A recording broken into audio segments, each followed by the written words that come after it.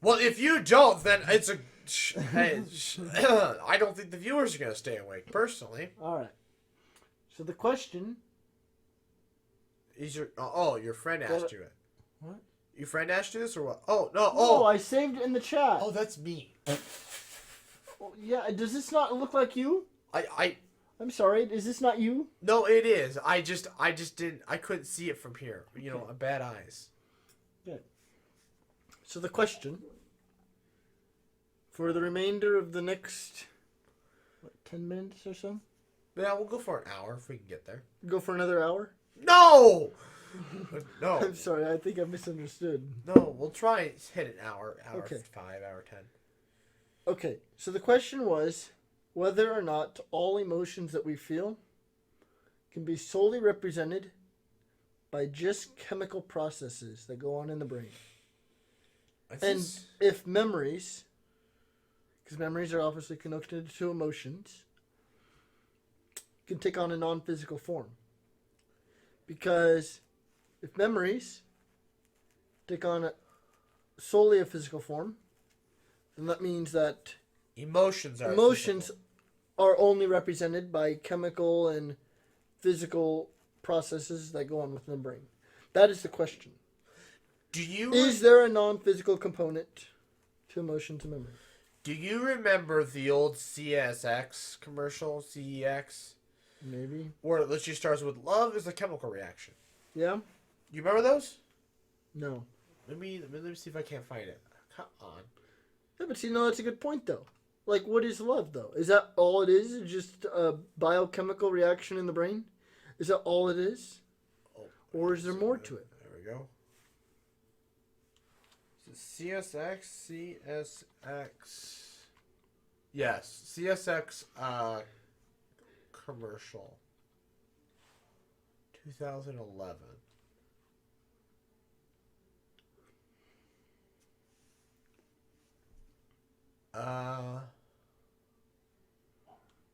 Is this it?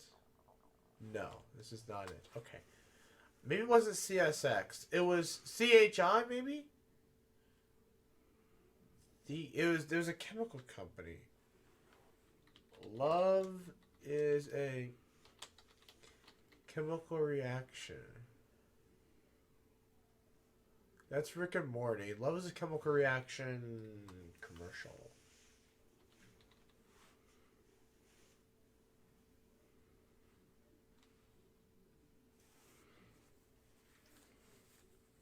Nope.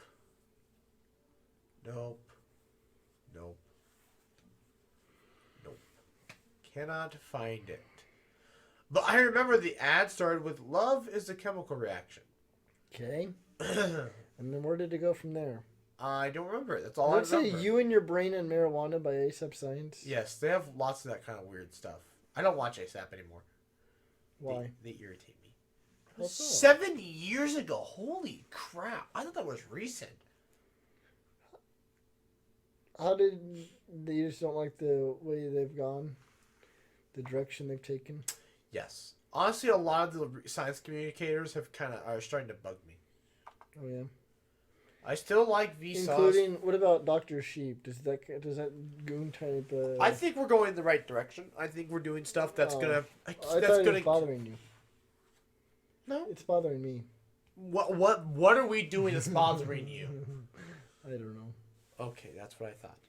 Okay, so back to the question though. I think.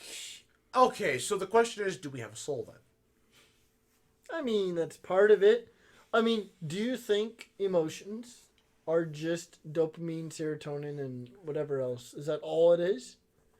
See, the spiritual part of me wants to say, I hope there's more, because if there is a spirit, that means there might be some sort of afterlife. Yeah. But the problem with afterlife is, we've discussed this before on the podcast. Have we? Which is, I guess it's another thing we could talk about. Well, the favorite things we like to talk about on the podcast is anti-vaxxers, the coronavirus, and death. What happens after death? And, that means there is an afterlife. Maybe, if there's more to emotions than, Yeah. But the problem is, though, the afterlife, what's the point?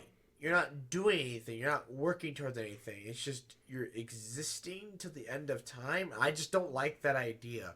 Sure. I like the idea Fair of enough. immortality sounds a lot more appealing because at least if you're immortal, like your brain can only store so much information. So every 100 years, you kind of just do a refresh. You wipe most of everything. You kind of like reflash the BIOS. Yeah. Most of you kind of forget everything. So maybe you go back to school, learn a new trade. Yeah. You work up through a new job. You kind of remember what you used to do back in your old life. Mm-hmm. And you keep going. Yeah. Meet some new people. Go new places. Like, that's my kind of immortality. That's what I want out of immortality, Sure. And 9,000 years, that's not, what is it, 9,000 years divided by 100? That's, what, 90 different lives? Yeah.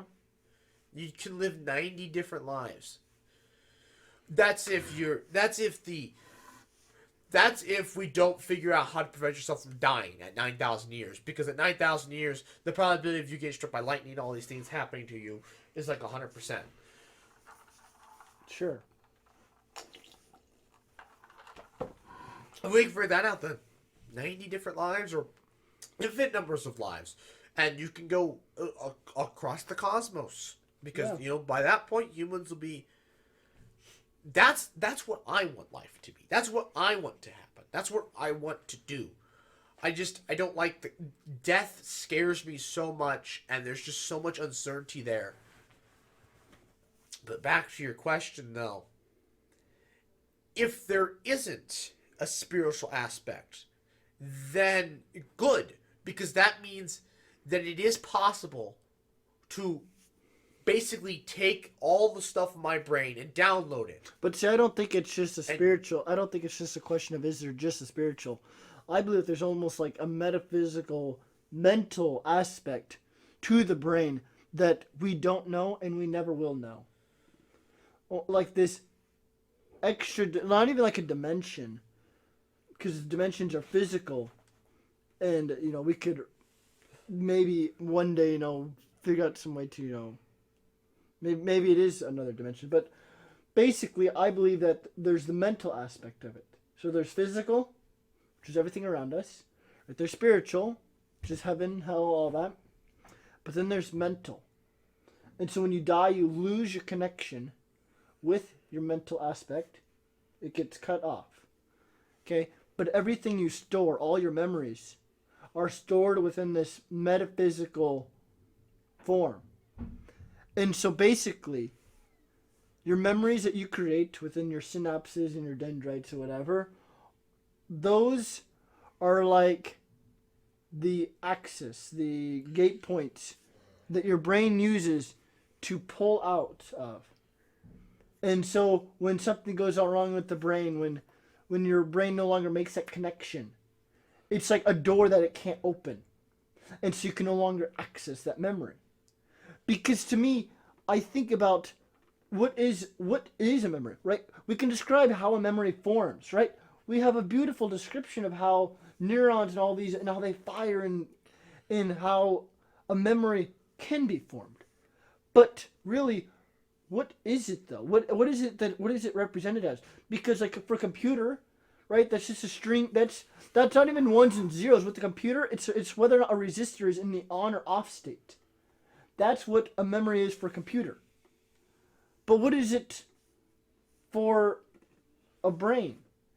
Because I don't think it's just electrons. But why wouldn't it be? I mean, no. Okay, electrons are like the access. It's like the keys. But I believe that what a memory is metaphysical. But why would it need to be that? Why would evolution make that? That's just the way it is. But is it only humans? Is it only because of consciousness? Or do dogs and cats and whales and other complex life forms have that? Do they as think? Well? No, I think the question is, do they think? Do they have a consciousness? Yeah. And the answer is no. No? Of course not. They don't. I mean, maybe they. I don't think so. I think we think on a higher order than them. But I think they have their own mental, metaphysical dimension too. Because dogs learn, they have associations, they have memories. They clearly can associate, getting food. When the owner calls for them, they're like, when their name's called, they know, hey, I'm getting food. That's a memory associated with a past event. But that's just like reacting to a stimuli. Okay, though. here's my big point that I want to make though. If I had some supercomputer, like this most advanced thing that could scan your entire brain and map out every single neuron, every single aspect of your brain down to the electron, okay? Every single thing about your brain. No, you can only go down to the atom. You can't go down. No. It's a thought experiment, okay? Oh, Forget about that. It's a thought experiment, okay? Sorry, if Heisenberg. If I had some supercomputer that could scan your entire brain, map out everything, real-time footage, okay? And we're looking at your brain, and it can see down to the electron, so it knows the state. The spin up, spin down state of all the electrons in your brain. And I hook that up to someone else's brain. Okay? Okay. And I asked you to remember of an event in your life. Okay? All of a sudden, these cables then input a signal to my brain, activating that specific region within my brain. And would my brain remember that event that you did the same way? Likewise, would the emotions, because when you remember something, you can have that emotion, you can have adrenaline, okay? Right? So you're going to have adrenaline flush through your brain as you remember this exciting or, horrific incident that happened in your life. If my brain then had that same impact, so it sends a signal to then flush adrenaline or whatever to that specific aspect of my brain, would I feel the same way that you would, remembering that event? Would I remember the event the same way you would? I don't think I would. I think you would. Other than down to the emotion. Because the way I feel happiness or the way you feel nervous and what I feel nervous are two different things. So I'll feel it the way you felt it, but I'm like, putting emotion aside, I don't think I would remember it the way you. I don't think I would remember. I don't think I'd see anything. I don't think there's anything to see. I don't, because here's the other aspect. Well, what distinguishes a different memory? But now you're saying we can't read minds. We can't. No, that's exactly what I'm saying. They actually they're actually working on that though. They can read what the mind's thinking. Okay. Here's the other thing. Okay, so we can map out how memory is formed. How do we distinguish a new memory? Because so we can map out the brain and say, okay, the neuron fires, it sends some signal. Okay, a connection was formed. Looking at that connection, how can you distinguish what it is? Okay, like let's say, a teacher shows you a math problem. Yeah. Then the next day she shows you a new math problem. Okay. Those are two different memories. One memory is a teacher showing you how to do a math problem this way. The other memory is a teacher showing you a math problem to do it this way. Okay? Now, when you remember that event, it's going to be roughly the same part of the brain. Okay, the parietal lobe or whatever lobe is associated with math, prefrontal cortex, okay? That part of the brain, the neurons are going to interact, okay? Now, if I look at those neurons of your brain as you made that connection of that event of the teacher showing you this math problem, how can I look at that and say these are two different memories? Well, because neurons make so many different connections. It's not like it's this. Even though a computer can't write to the same transistor, the brain can write to the same neuron, but the neuron can make a different connection to write a different memory. What do you mean? A neuron connects to another neuron? Yeah, but it can connect to multiple different neurons. And that just makes the connection stronger. That just makes you more likely to remember the event. But it also connects to different ones, though. So, like, okay, one memory might connect two different neurons. Well, another memory might use one of those neurons, but it'll use a different one that one of the other ones is connected with. But how does that make an event, though? I don't get how. Okay, I get what you're saying, but how can I look at that and say, okay, looking at this, I can now draw or analyze that data and make some type of picture of what that memory would have to look like. Right now, I'm asking, is that possible? well, right now what we're doing is we have people, they look at a picture and they think about the picture. Like, okay, they look at lips. Sure. All right. And they associate what part of the brain with lips and what those lips look like. And we associate with that, okay? Then eyes, and then hair, ears, different facial pieces. All right. Okay? And we and we have an AI that associates those different parts of the brain. Okay. And when they light up and how they light up in reverse to like what the lips look like and what the eyes look like. Okay? And then now we have them look at celebrities' faces. Okay. And the AI tries to draw the face based off of the data it collects.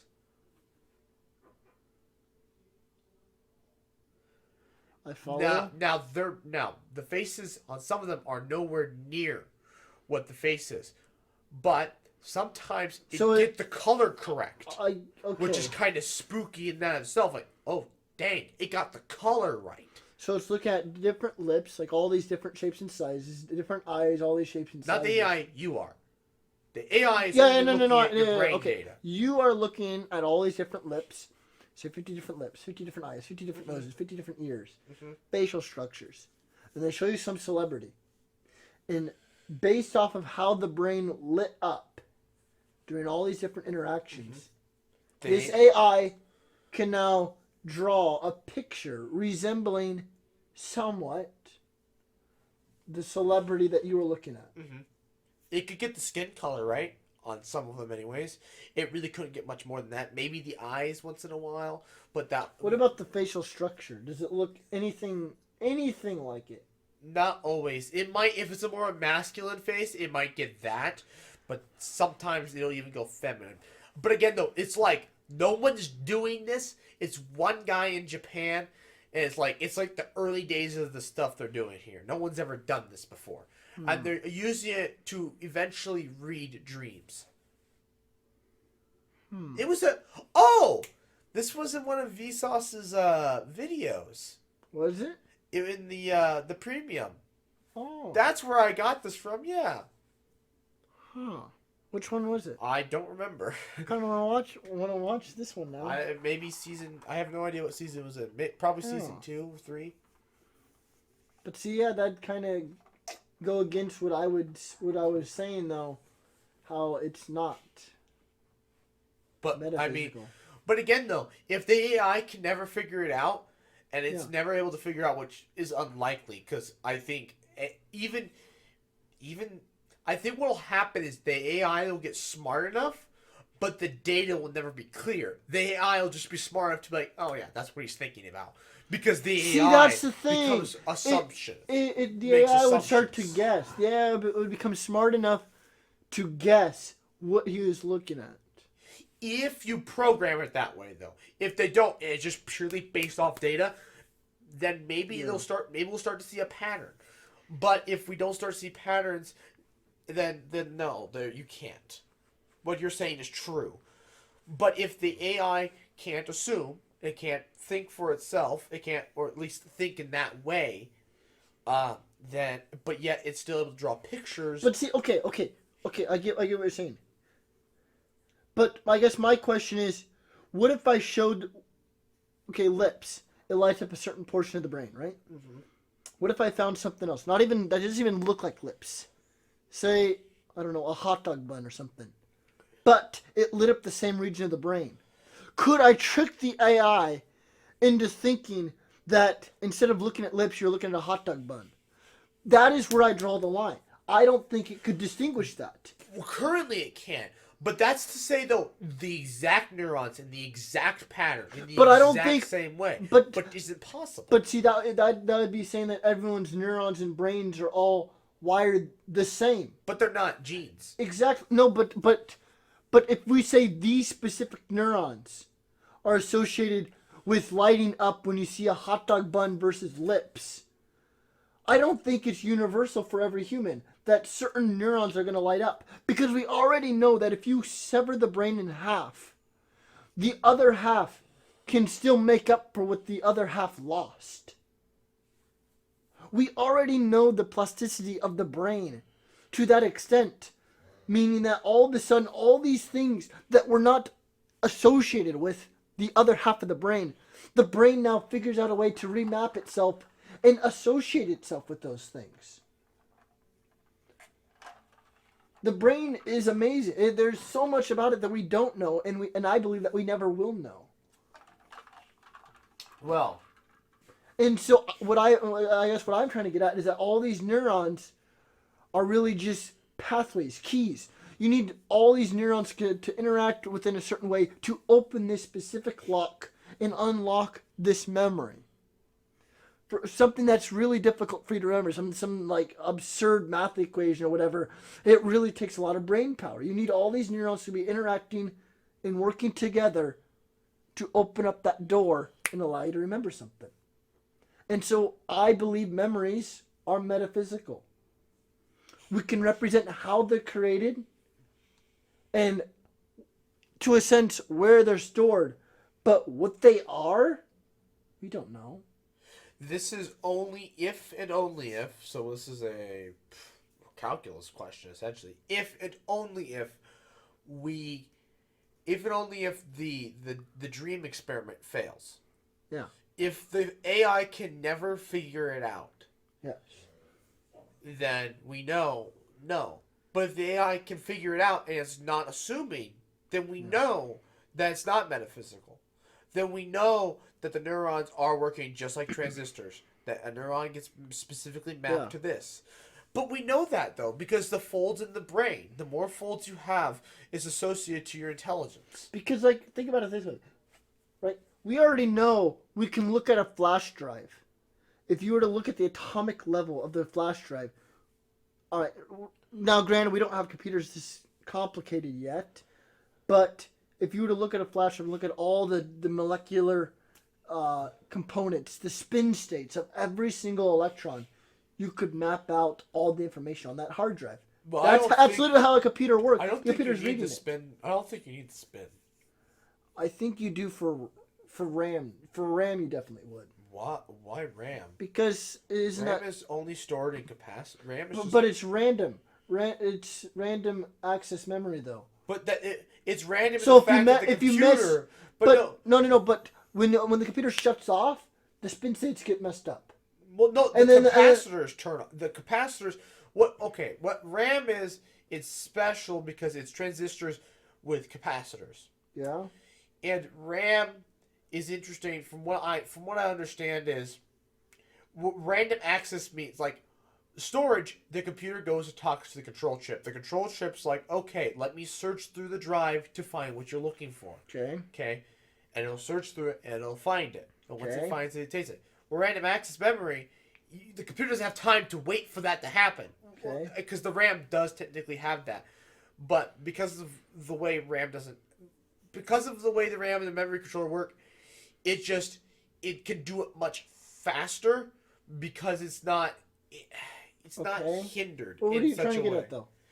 It's not spin. It's not spin. Actual transistors and capacitors that are holding a charge. Yes, but you have to. So you're saying you could just look at the electrons and know what's stored on the device, where the electrons are placed? Yes. You don't think it needs spin at all? No, because that would imply that an individual atom could store multiple bytes. But see, I thought it was like spin up, spin down. Could represent, multiple states. Oh, no, a qubit. Oh, that's qubit. Yeah, it's qubit. I was like, I think you're thinking about quantum computers, where an individual atom can represent multiple qubits. Yeah. But anyways, so it's the same idea though for the brain though. If you could look at all the different electron states, okay. You're asking, is the brain a quantum computer? Well, in a sense, that is what the question is looking at. But yeah, if I were to look at your brain and all the different quantum states, could I know what you have stored in your brain? I don't think you need the quantum states. I think looking at the electron placement. Okay, yes. so sure, just look at the electron placement. I Yes. could know what you have stored on your brain. If you I could think read it's absurd. But if you could read it, though. Okay, yes, assuming we could read it. I think it's absurd. I don't think you could. If there's no universal language between brains, there's a very real possibility it's not, but a very real possibility it is, because there's so much in genetics that we just don't know, and how the genes play a role. Yeah. There very well could be an underlying language to each brain. Yeah. Which is why, I mean, people tend to think the same way sometimes. Yeah. Well, I guess here's another thought experiment, okay? It doesn't really have to do with computers. It kind of does have to do with computers. Maybe you heard about it. It's, can Mary see the color red? So let's pretend. Oh, no, not this question. So this is like my philosophy video, but what is color? Maybe. Where we ask, just because you see that bucket, okay, we both say that bucket's red, over there in the corner. It's kind of it's in that similar direction, okay. But the way this sets up, it's kind of an unethical situation that I set up. Okay, let's pretend I take this child at birth, and I put him in a house that's completely blocked out from the outside world. All the windows are black. But the lights, everything is black and white. The walls are black and white. All the books are black and white. There's no color. Nothing in the house is color. And in fact, this child, I don't know how this could happen. Maybe you paint its skin white or something. It's completely unethical. I get it. Somehow you'd have to manipulate the eye color too. No. They couldn't see their eyes. Oh, there would be no mirrors. There'd be no mirrors. Oh. So that's gonna be moles are gonna be a tough challenge. Anyways, setting the unethics aside, okay, it's living in this black and white room for its entire life. Let's say up until the age of 18. Okay, and all it has to read are these black and white books about color. Okay. It can read. This child will be able to read everything there is to know about color. All the information in the world about color is right at his fingertips. Okay. Let's even say, for example, emotion is physical, right? If emotion is physical, I can know how it makes you feel to see a certain color. Maybe it's a dopamine. Okay.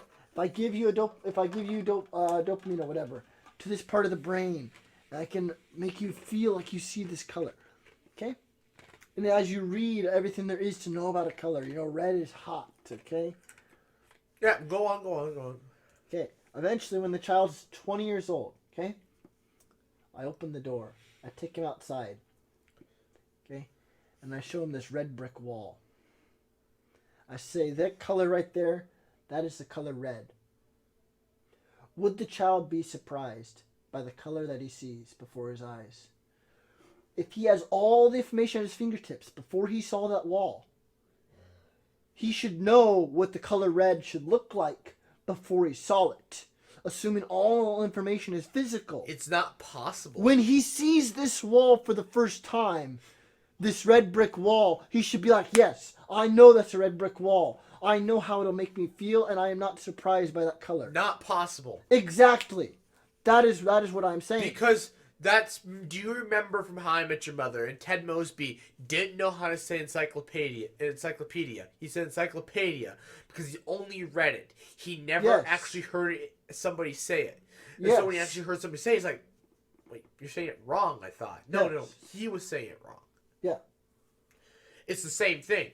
Like, but they'd have no way to perceive red or blue or yellow. They can read about them, but they have no way to perceive it. Okay, but let's say that, in a sense, if memories are physical, blind people can't see color in their memories. No, they can't. Blind people see black and they hear in their dreams or sounds. Yes, unless they weren't blind before. Yes, yes. I've actually read forums about that because I was curious. Whether or not they see shadows or whatever in their dreams. Now it's black, and their dreams are just sounds. They don't dream in color. Because I just found that so strange to think about. And so I actually looked it up one time. I was curious, and no, blind. According to the forums I've read, all people that were blind that reported their stuff on this forum or whatever said no. I have never had a color dream. At least I don't know what a color. It's all black, or what you would call black. There's nothing. Yeah, there's nothing. There's nothing to the dream. Do blind people see black or white, or do they see nothing, or like what? They don't know what they see. Oh, think about it. Blind people don't know what they see. How can they tell you what they see? Oh, that's awful. Do they see black or white? How can they tell you what they see? Because they don't know what a color is. Well, okay, people that if they've never seen a black crayon, they've never seen a white crayon, they can't tell you what they see. People that weren't blind before, what do they see? I don't know. What? No, we asked them. This could literally solve the question. Probably black. Just ask those people what they see. Probably black. I don't know. You'd think it'd be black because black would be the absence of light. No light is being transmitted to the retina for the brain. Or maybe the retina's just firing on all cylinders all the time. Oh yeah, there's an option. There's maybe some guy out there, some anomaly that's constantly seeing just white. Yes. Okay. Why not? Anyways, let's say for example, okay, we have two cases. Okay, one case where you're only allowed to read stuff, read about everything. Another case where maybe I hook up these connections, these wires to your brain. This other example, how I said, could I remember the same event you did, right? If I wire someone's brain up to this person who's never seen color before, this person who was raised in this house, this black and white house, and I wire his brain up to another brain that's been seeing color, red brick walls his whole life, and I ask him, imagine a red brick wall. The blind person would have a memory of this. Ergo, when he walks outside, he should not be surprised. That's what you would argue. He would not be surprised. Because he would have someone else's memory to go off of when he saw this. Well, yeah, someone else's. Like having a picture. But I don't think it works that way. I don't think it can be done. Now, how you'd even wire it up to begin with, I don't know. I don't even think it could be done. Well, you have to wire every neuron. Yeah. But again, though, every neuron associates in everybody's brain differently. Exactly. Well, that we know of. There could be an underlying language that everybody's brain runs off of, which would make sense. Otherwise, in my opinion, because like the brain has a basic structure, and the lobes, we know, communicate with everybody roughly the same way. Yeah. So there has to be an underlying language there. You have your otherwise, you couldn't function. Your brain would have to, you'd be bored. Your brain's just like, okay, figure out the instructions yourself. Figure out how to run the most complicated computer of all time. No instructions. It can't. No, we do know that the prefrontal cortex is more equipped to handle abstract thinking. We know that. Because we can see that's the region that everyone's lobe seems to light up when asked to think of something abstract.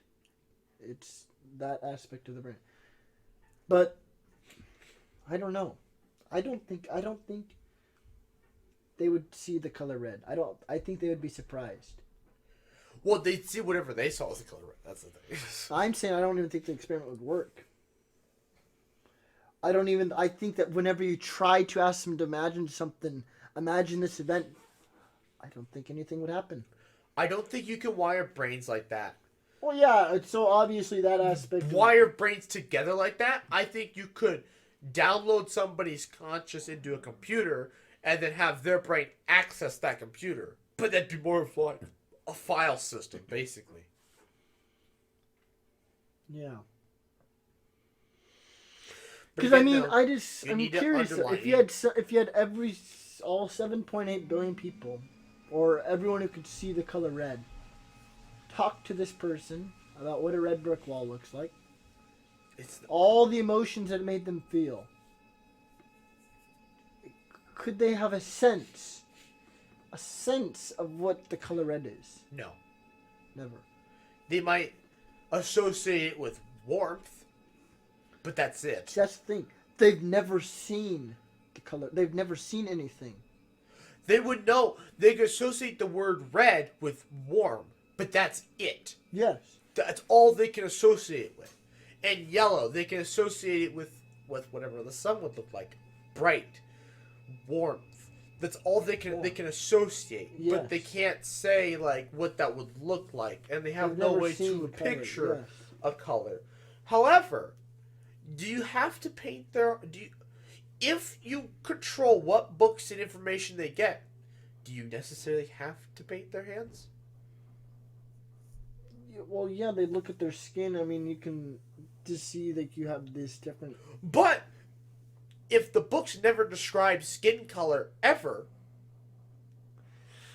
Yeah, but I feel like now you're starting to cross a point, though. Like, I mean, they'd have to know there's two different colors. There's white, there's black, and there's this. What is this? They'd have to... I want them to know everything there is to know about color. But I don't think they have to know. No, for this experiment, though, I want them to know everything there physically is to know about color. They'd still be whether surprised. Whether or not it matters or not, I want them to know everything there is to know. I mean, they'd still be surprised. Yeah. If you leave out skin color, and they can still see their skin color, and their eye color, and their mouth, provided you don't give them any information that associates mouth color with like an apple or something, then maybe they can picture, okay, an apple looks something like my mouth color. I mean, obviously it's very unethical. Like, how are you going to feed them or whatever? Okay, it's very unethical. But... I forgot about food. Yeah, the point of the matter is, it's an unethical experiment. The point of the matter is, I don't think, even if you were to give him like... Can I volunteer my child? If I get the right wife, can I volunteer? And she agrees to volunteer. Can we volunteer my kid? No, but see, like even if I were to send like chemicals to the brain, like if I sent certain parts of your brain, a chemical, a dopamine or serotonin or whatever, to different aspects, making certain parts of your brain light up. That's it. Okay. What if I made certain parts of your brain light up when someone saw the color red? So what if I asked you to see the color red? Imagine the color red. Imagine the color red on a brick wall. Okay, and I mapped out exactly where everything was lighting up. Again, okay? This is the same idea. And then, if brains are the same. Yes. Okay, if brains are the same. Then yes. Then yes. So then I went to this brain. Because and I applied these chemicals to these specific parts of the brain, making these specific parts of the brain light up in precisely the same way. Yes, because it's like an operating system. If there's a universal language, they would have an emotion associated with red, and they could picture a brick wall in their head. The same, they have the same image you would, if brains had the same language. That detailed of a language, yes. I should say. Brains do have a language. We just don't know how detailed it is. Yeah. See, in my opinion, it can never be done, and it can never be known. It's just that. Right now, I think if there isn't a metaphysical, I think we could do it. We could, yes. It would only be a matter of time. But that's just the thing. I believe it is metaphysical. I believe that there is, because emotions are connected to memories. I think that AI... when I give you something, when I give you the specific chemical, okay, you would have a different memory associated with happiness than I would. Yes. You'd have a different memory associated with sadness than I would. Yes. But growing up, we associated sadness with emotions, with how they made us feel. And these feelings are associated with memories. We remember things because of how they made us feel. And how they made us feel comes back to memories. And these memories, I believe, are metaphysical. And so, in turn, I don't know where I was going with that. We can never... You're a broken record right now. You just keep saying the same thing. Well, no, I forgot where I was going with this. Well, we are at an hour and a half. We are. With that conversation kept going. Right. Let us know in the comments. Either way, literally the first half of this podcast will literally be summed up in about 30 minutes. The rest of this... Yeah. This one segment will be longer than basically all the other segments combined. Anyways, I'd like to thank you all for watching. Please like, comment, share, and subscribe. New TGIF Talks every other Friday, 2 p.m. Central Time. And good night.